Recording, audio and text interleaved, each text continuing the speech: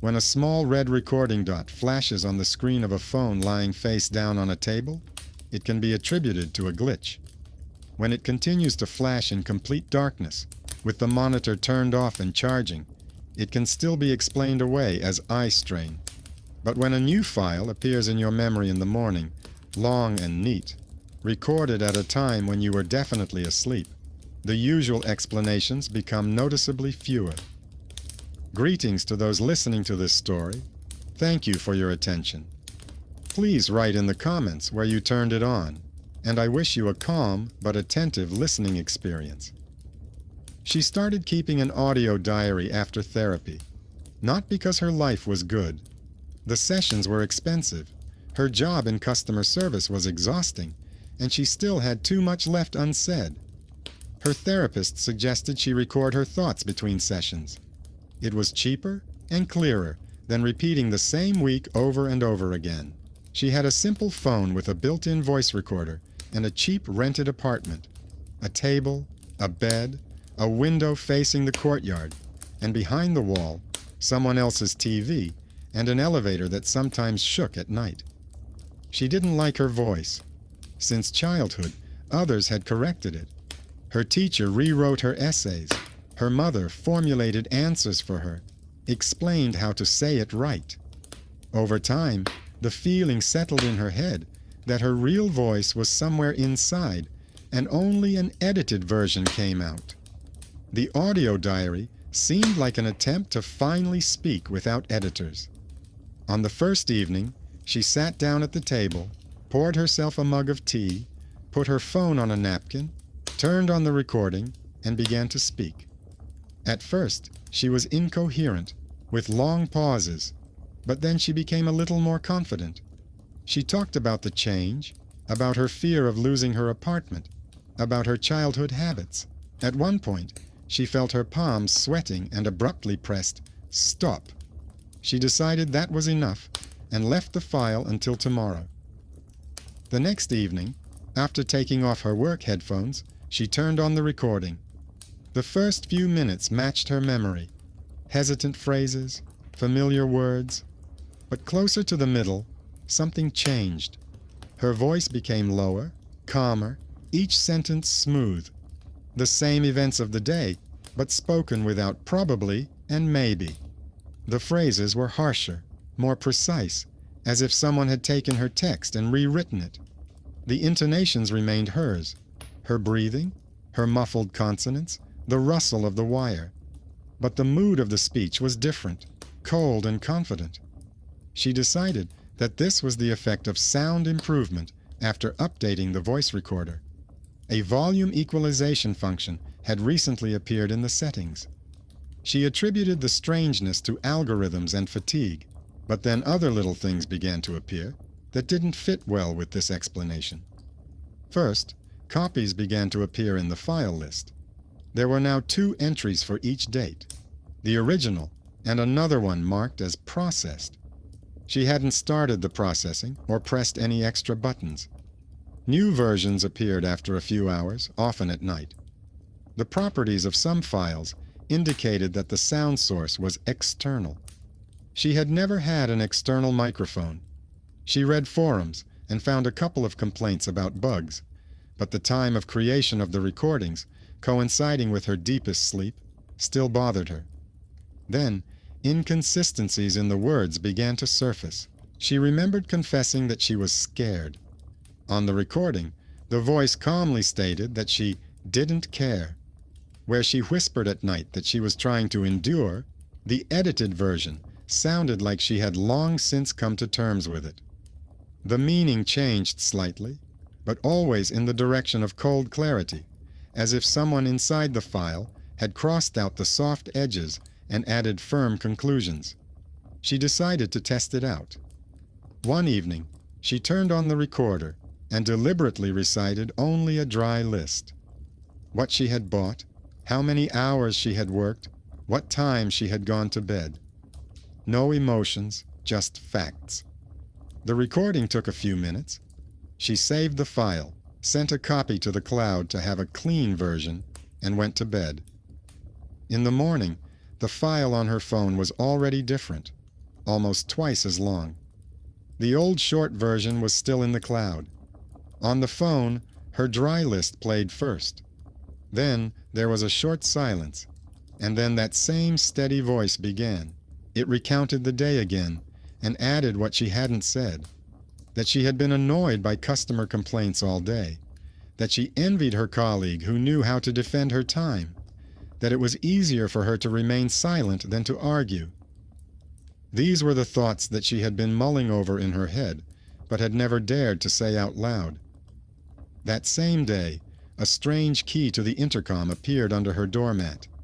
It was an ordinary gray key ring with ridged edges. The letters of her name were scratched into the plastic.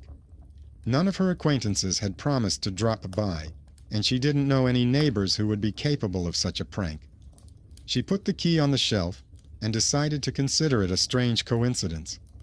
In the evening, while listening to the new recording, she heard a calm voice recounting the events of the day, and then saying, "There was a key under the door again."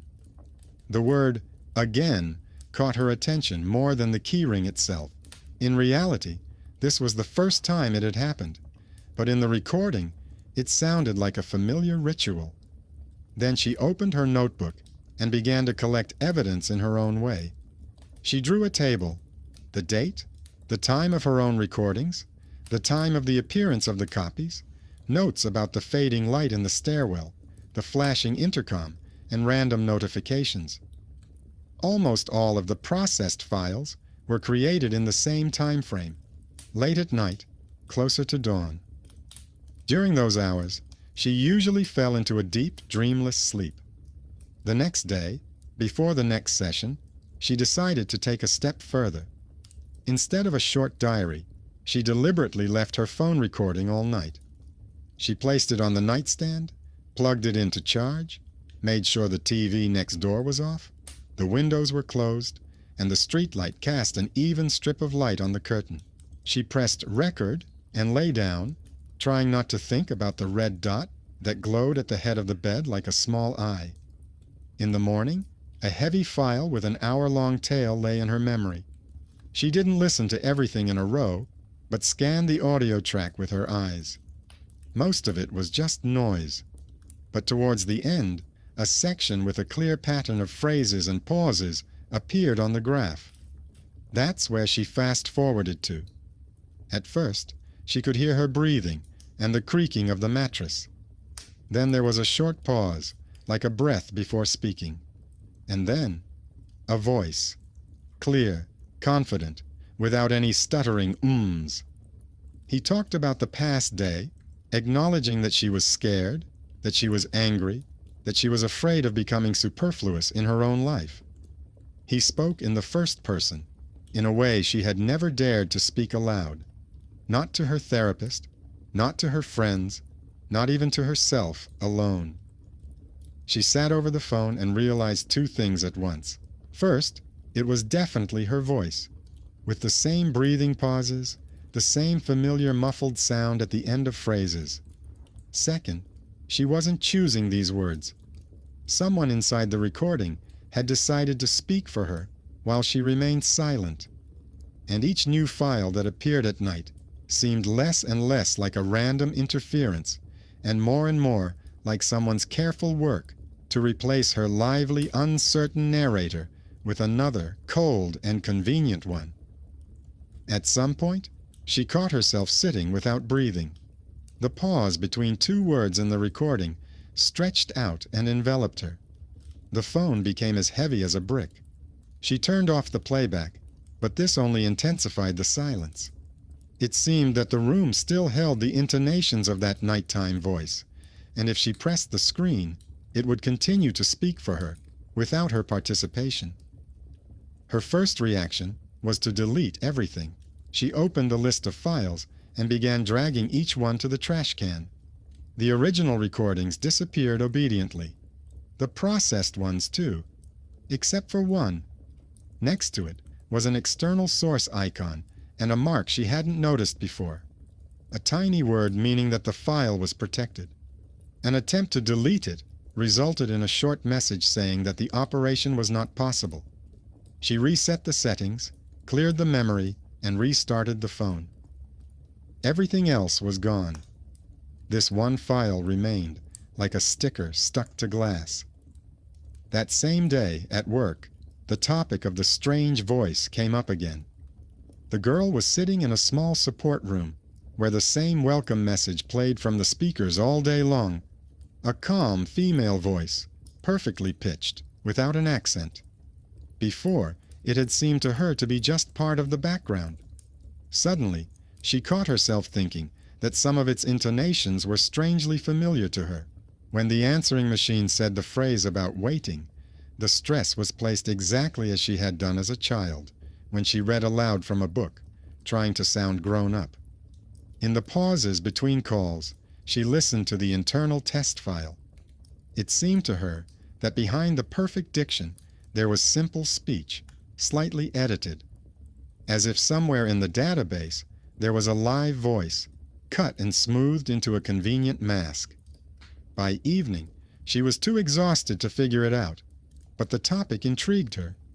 The work computer showed that a few months ago, the company had connected an automatic voice improvement module and partially switched to speech synthesis based on operator recordings. This explained the familiar intonations. Some of her old shifts had apparently become a template for faceless greetings. Someone in the technical department had once clicked the consent checkbox, and now the system was learning to speak, using their voices as material. A new twist awaited her at home. Climbing to her floor with a bag of groceries, she noticed a cardboard box with a delivery service sticker at her neighbor's door. The box had her name on it, but a different apartment number. She called her neighbor, who was surprised she hadn't ordered anything. Together, they looked under the packing tape. Inside was a small external voice recorder, already with a battery and instructions.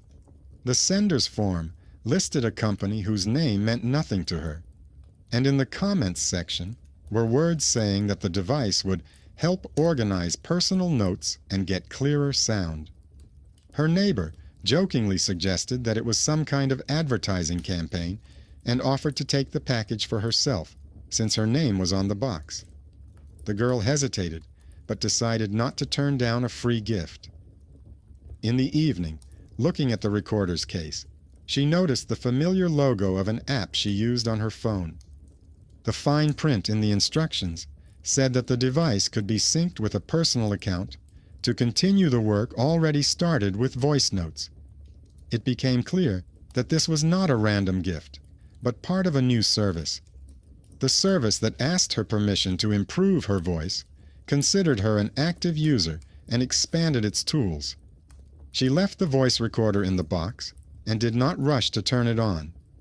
The very fact that the platform was physically handing her the device in order to penetrate her speech even deeper seemed too insistent. To distract herself, she opened the notebook with the table again. She entered this package in a separate column: the date, name, and strange comment. Next to it, she noted that the file that could not be deleted had appeared in the system shortly before the notification about the new external device synchronization feature. Her sleep was shallow that night. She thought she heard the quiet click of a voice recorder in the next room, even though she hadn't turned it on, somewhere between falling asleep and waking up. In the morning, the box was still there. The tape was intact. The case was clean plastic without scratches. This could be chalked up to imagination. But a short new file appeared in the phone's memory, recorded without her participation. In it, that same cold voice calmly said a couple of phrases, stating that, "Now there is a second channel if the first one gets tired." At the next therapy session, she brought her phone after all. She didn't tell the whole story right away. The therapist was already looking at her watch, trying to cram too much into an hour. She chose one fragment, the one from the night when the voice talked about her fear of losing her home and her anger at her own passivity. She played the excerpt so that the specialist could only hear the middle part, without any obvious nighttime noises. The therapist listened attentively, nodding. She asked when this confession had been made. The girl replied honestly that she did not remember saying those words. She told her about the recordings, the inconsistencies, and the file that could not be deleted. The therapist did not argue with the technical details. She noted that the voice they were hearing did indeed differ in mood from the usual one with which the patient spoke in the office. She suggested considering it as a part of her that had finally stopped being suppressed. In a sense, it was like that inner editor, only without other people involved. But at the same time, she acknowledged that the technical side could reinforce the feeling of loss of control.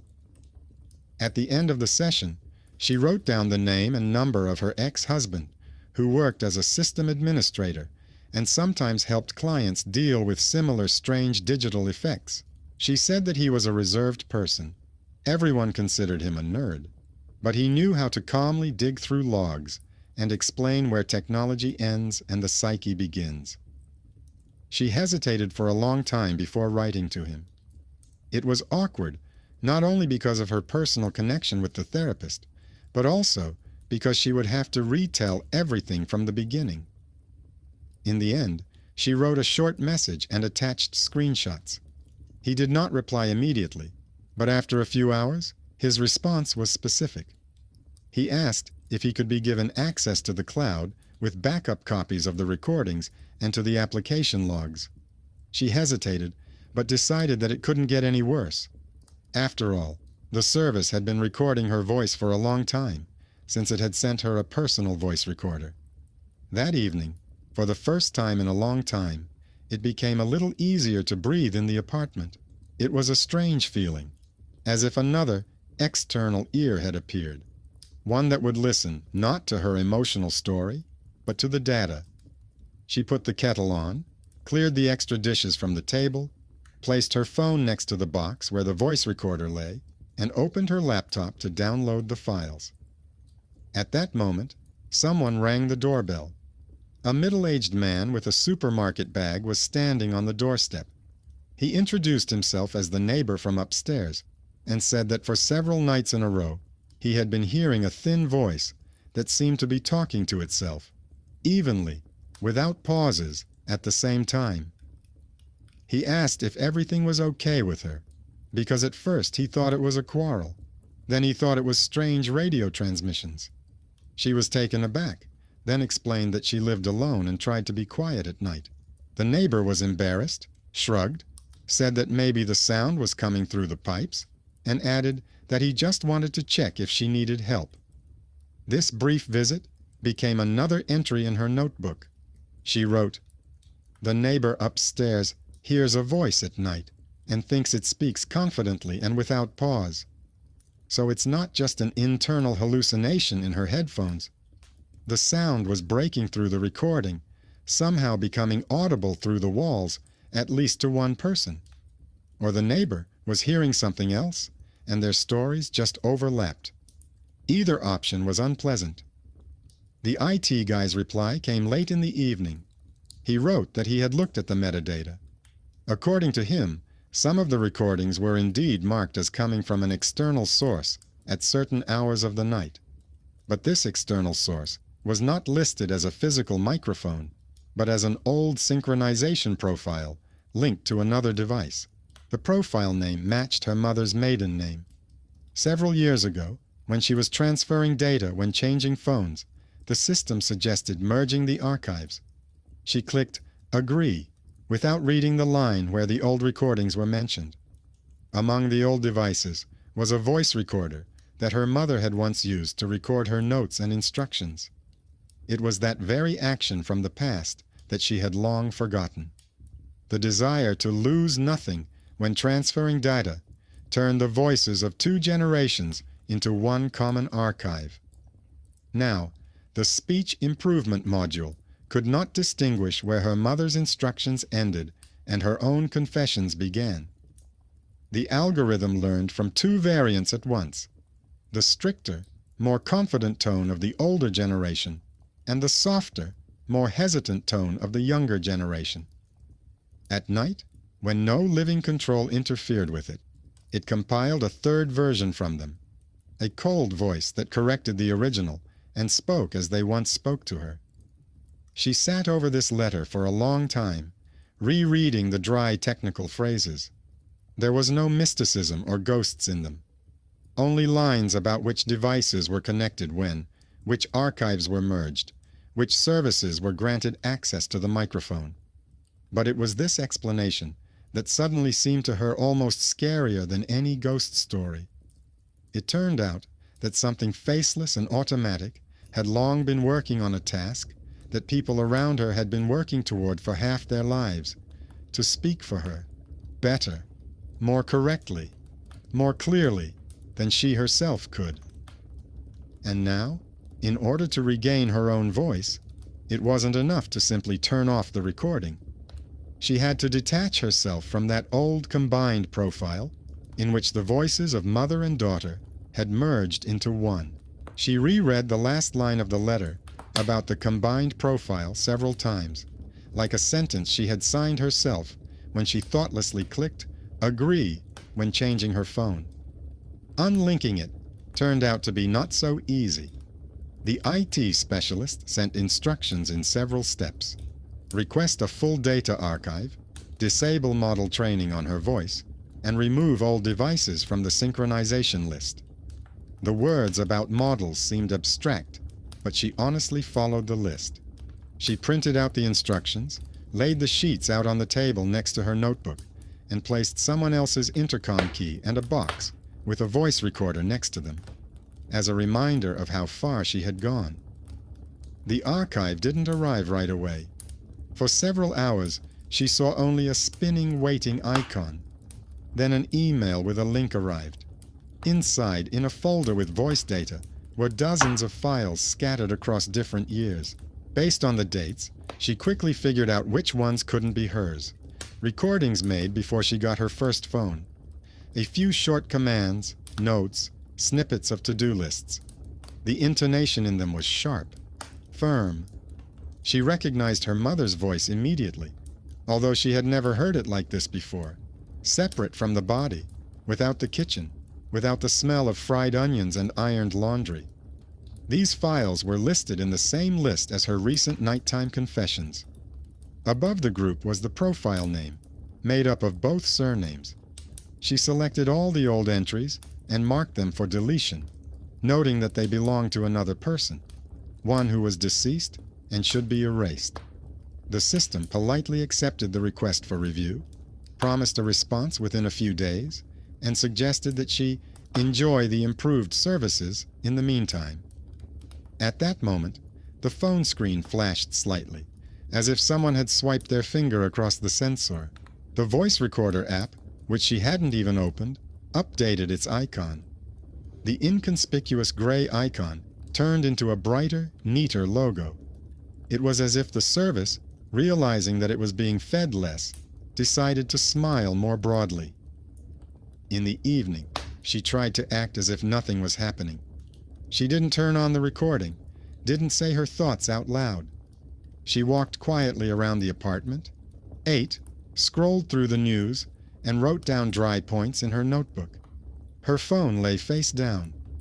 At night, she even switched it to a mode where notifications didn't come through and background processes didn't work. She moved it away from the bed and placed it on the table by the window, next to an empty box from the voice recorder, so she could see in the morning if anything had happened to it. She woke up to an unusual silence. The neighboring building seemed to have disappeared.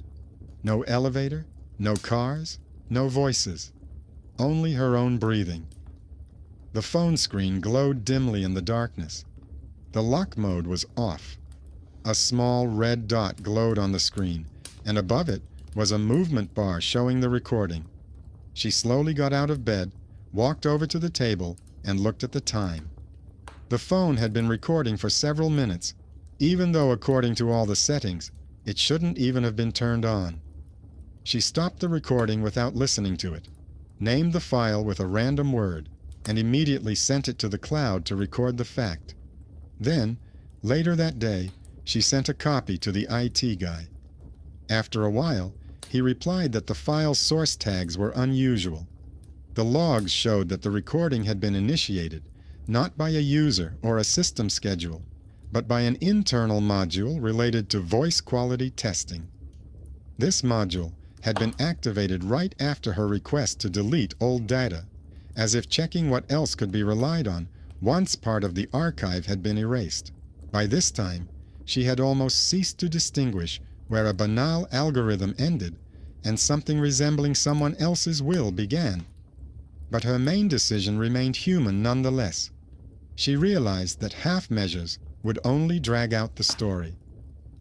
In the evening, after work, she opened the settings and not only disabled the voice recorder's access to the microphone, but also deleted the application from the system altogether. She agreed with the warning that all recordings would be lost, except for those already uploaded to the cloud.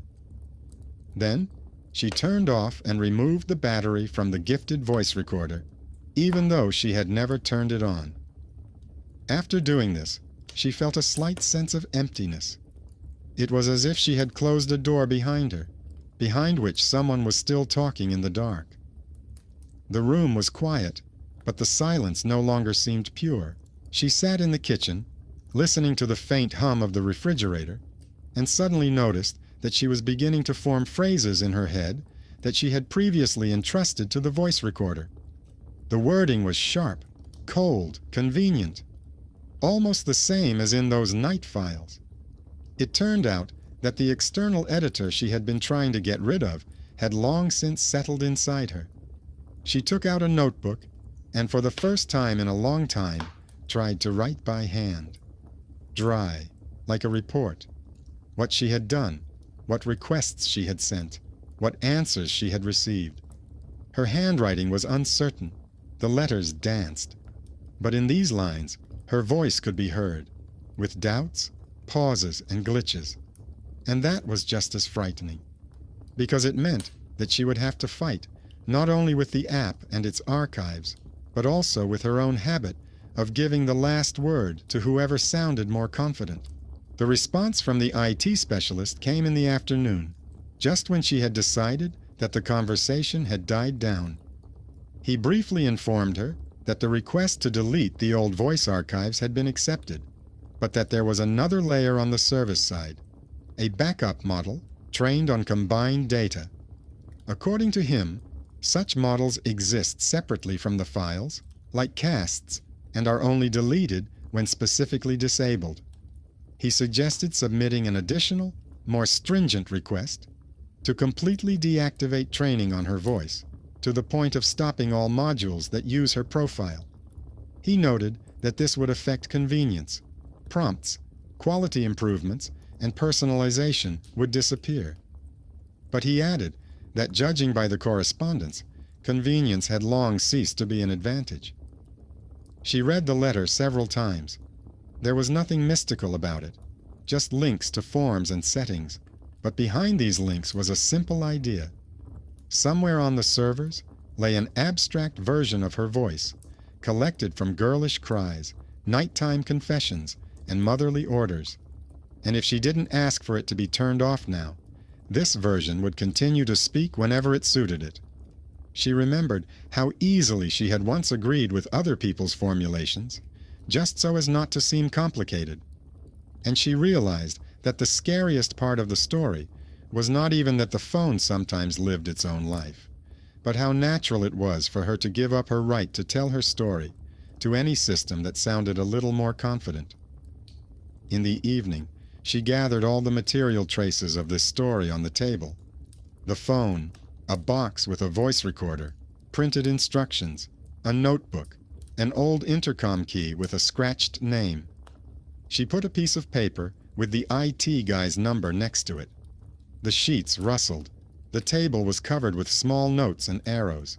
It no longer looked like a diary, but like the minutes of a personal investigation. Dates, actions, answers. She sat down and wrote another letter to customer support, using the wording from the hints sent by the IT specialist. In it, she stated explicitly that she prohibited the further use of her voice and requested that all models based on her data and her mother's data be deactivated. She attached the death certificate, which had been lying in a drawer with other important papers for a long time, and included a list of old devices found in the archive. Then she sent another short message to the IT specialist, thanking him for his help. In response, he wrote that he would monitor the status of the request and add technical comments if necessary.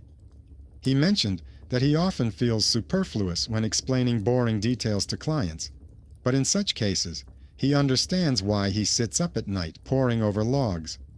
It was said in passing, almost obliterated, but it was precisely this that she unexpectedly reacted to most strongly.